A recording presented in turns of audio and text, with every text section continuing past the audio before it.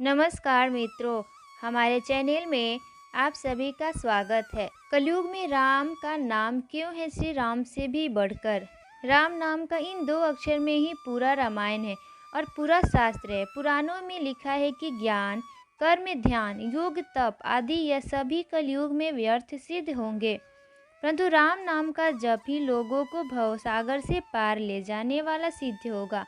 वेद, पुराण और अन्य शास्त्रों में भी बढ़कर है दो अक्षरों वाला राम नाम का दो सुंदर अक्षर।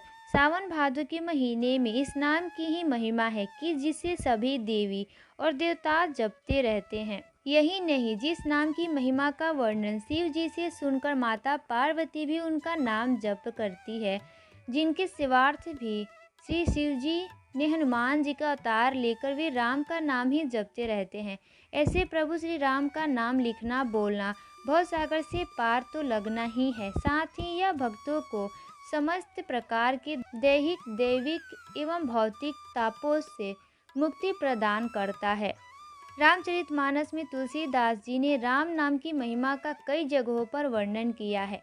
राम नाम का जप एक ऐसी औषधि के समान है जिसे अगर सच्चे हृदय से जपा जाए तो सभी आदि व्याधि दूर हो जाती है, मन को परम शांति मिलती है।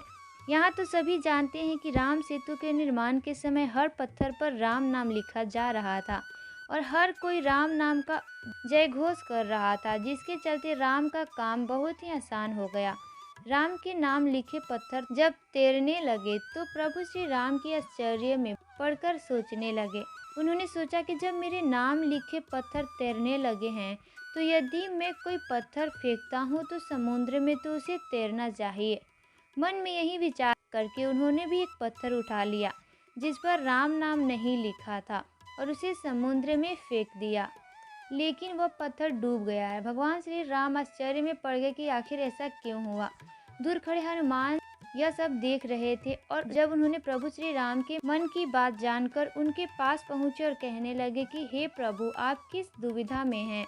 इस पर श्री राम जी कहने लगे कि हे हनुमान, मेरे नाम के पत्थर तैर रहे हैं, लेकिन जब मैंने अपने हाथों से वह पत्थर फेंका तो वह डूब गया। प्रभु की इस भोलेपन से कही गई बात पर बल बुद्धि के दाता हनुमान जी ने कहा, हे प्रभु, आपके नाम को धारण कर तो सभी आपके जीवन को पार लगा सकता है, परंतु जिसे आपन स्वयं त्याग रहे हैं उसे डूबने से कोई कैसे बचा सकता है। राम के नाम में इतनी शक्ति है कि उनके नाम का जप करते हुए ऋषि वाल्मीकि और संत तुलसीदास अज्ञानी से महान ज्ञानी बने। इसके बाद उन्होंने रामायण और रामचरितमानस ग्रंथों की रचना की। सबरी ने भगवान का नाम लेकर उनको इतना मजबूर कर दिया कि वनवास के दौरान उसको स्वयं मिलने के लिए कुटिया पहुँचे। राम का ही नाम सत्य है।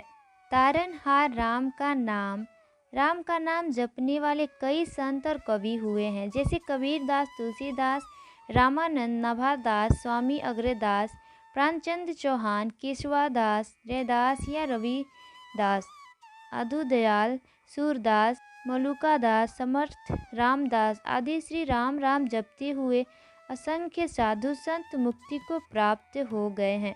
प्रभु श्री राम नाम के उच्चारण से जीवन में सकारात्मक ऊर्जा का संचार होता है। जो लोग ध्वनि विज्ञान में परिचित है वे जानते हैं कि राम शब्द की महिमा अपरंपार है। जब हम राम कहते हैं तो हवा या रेत पर एक विशेष आकृति का निर्माण होता है। उसी तरह चित्त में भी विशेष लय आने लगती है। जब व्यक्ति लगातार राम जप करता रहता है तो रोम रोम में प्रभु श्री राम बस जाते हैं। उसके आसपास सुरक्षा का एक मंडल बनना तय समझो। प्रभु श्री राम के नाम का असर जबरदस्त होता है। हरि अनंत है, उनका कोई पार नहीं पा सकता और उनकी कथा भी अनंत है। सब संत लोग उसे बहुत प्रकार से कहते सुनते हैं। रामचंद्र के सुंदर चरित्र करोड़ों कल्पों में भी गाए नहीं जा सकते। दोस्तों, अगर आपको इसी प्रकार की अधिक जानकारी चाहिए तो हमारे चैनल से जुड़े रहें और चैनल को सब्सक्राइब करना ना भूलें। धन्यवाद।